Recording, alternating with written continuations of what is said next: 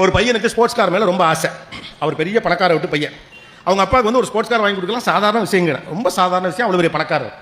அவன் என்ன பண்ணுறான், அவங்க அப்பா கிட்ட ஒரு ஸ்போர்ட்ஸ் கார் கேட்குறான். இது ஒரு வெளிநாட்டு கதை, அதனால ஸ்போர்ட்ஸ் கார் நம்ம ஒரு தான் பைக்குன்னு வச்சுக்கலாம்னு வச்சுக்கங்களேன். ஒரு ஸ்போர்ட்ஸ் கார் கேட்குறது. அப்போ அவர் சொல்கிறாரு, நீ இந்த டிகிரியை நல்லபடியாக படித்து முடிச்சுட்டு என்னைக்கு அந்த பட்டத்தை வாங்கி கொண்டு வருகிறாயோ அன்றைக்கு உனக்கு ஸ்போர்ட்ஸ் கார், இது என் உறுதி அப்படின்னு சொல்கிறார். பையனுக்கு நம்பிக்கை வந்துருச்சு. சரி, அப்பா ஸ்போர்ட்ஸ் கார் வாங்கி தரேன்னு சொன்னார், எங்களுக்காண்டியாவது படிப்போம்னு சொல்லிட்டு கிட்டுக்கிட்டு நல்லா படிக்கிறான். அவன் கண்ணு முழுக்க அந்த ஸ்போர்ட்ஸ் கார் சிகப்பு கலரில் ஒரு வண்டி வந்து வாசல் நிற்கிற மாதிரி அவன் கற்பிதம் பண்ணி கொண்டே இருக்கான். அவன் அந்த கற்பிதம் செய்து கொண்டே இருக்கான். இப்படி தான் அது இருக்கும் அப்படின்னு கணக்கு பண்ணி வரான்.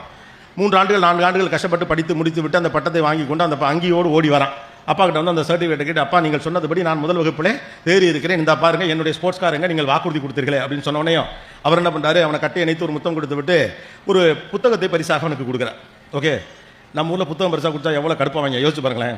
இந்த புத்தகத்தை மட்டும் பரிசாக கொடுத்தோம்னு வச்சுங்களேன், என்னமோ சரி தொலைது அப்படின்னு வாங்கி வச்சுக்கிற மாதிரி வாங்கிப்போம். அது பெரிய பொக்கிஷத்தை கொடுக்குறோம் அப்படிங்கிற கணக்கெல்லாம் இருக்காது.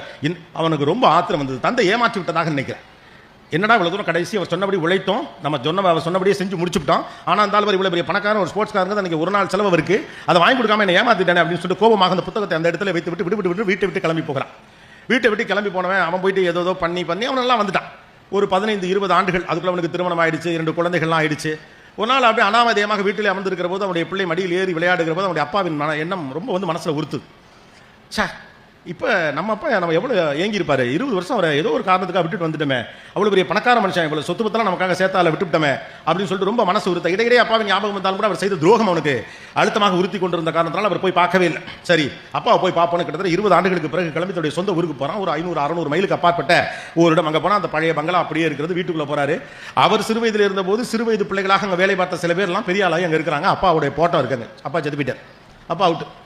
ரொம்ப வருத்தமாக இருக்கு. சை, இந்த மனுஷனை விட்டுட்டோமே, ஏதோ ஒன்று ஸ்போர்ட்ஸ் கார் கிடைக்கல, திட்டிருக்கலாம், இல்லாட்டி ஒரு வெயிட் பண்ணிக்கலாம், நீங்கள் வாங்கி தாப்பா தந்தாலும் சண்டை கண்டை போட்டுருக்கலாம், இல்லை அழுதுகிட்டு 2 நாள் கோச்சிட்டு வீட்டை விட்டு வெளியில் போயிட்டு 2 நாள் கழிச்சு திரும்ப வந்துருக்கலாம். இது என்ன மூர்க்கத்தனமான கோபம். ஒரு தந்தை இழந்து விட்டோமே, இந்த மனுஷன் நம்மளை எவ்வளோ தேடி இருப்பார். ரொம்ப வருத்தத்தோடு தந்தையின் படத்தில் பக்கத்தில் நின்று மனம் எதுவும் அப்படி பார்த்துட்டு இருக்க பக்கத்தில் அவர் கொடுத்த அந்த புத்தகம், அவன் கோபம் வச்சுட்டு போன புத்தகம் அங்கே இருக்கு. அந்த புத்தகத்தை எடுத்து அப்படியே புரட்டிக்கிட்டே தந்தை நினைவுகளோடு பார்த்துக்கிட்டே இருக்கான். அப்படியே புரட்டுறான். அப்படியே புத்தகத்தை வரப்ப கடைசி பக்கத்தில் பார்த்தா அவர் இந்த ஸ்போர்ட்ஸ் கார் வாங்கினதுடைய பில்லு அதில் இருக்கு. அந்த ஆளு நேராக அதை கொடுத்து போடா போய் கார் எடுத்துட்டு வரான்னு சொல்லாம அது ஒரு புத்தகத்துக்குள்ள வச்சு கொடுத்துருக்காரு. இந்த முட்டா பையன் அவசரம் கொடுக்க கோவத்தில் போட்டேன்னு புத்தகத்தை தூக்கி வீசிட்டு போயிட்டான். ஆனா கடைசி பக்கத்திலே உனக்கு வேண்டியது இருக்கிறது என்று அவர் சொல்லுவதற்கு முன்னாக ஓடி போகிறவன் தன்னைத்தானே அதிகமாக கேள்வி கேட்டுக்கொண்டு முடிவுகளுக்கு வருகிறான். இதெல்லாம் எதனால் நடக்குது? முன்னெடுக்கப்பட்ட முடிவுகள். தந்தை ஏமாற்றி விட்டார். கொஞ்சம் பொறுமையாக இருந்தால் நமக்கு தேவையானது ஆட்டோமேட்டிக்காக கிடைச்சிடும். 2வது முக்கியமான விஷயம், கடவுள் நீங்கள் கேட்பதை உங்களுக்கு பிடித்த வடிவத்திலே கொடுப்பார் என்ற அவசியம் இல்லை. அது வேறொரு வடிவத்தில் உங்களுக்கு கொடுக்கப்படும். அதான் நான் சொன்னேன், நீங்கள் தேடுகிற மாதிரியே அது உங்களுக்கு இருக்கணுங்கிற அவசியம் இல்லை.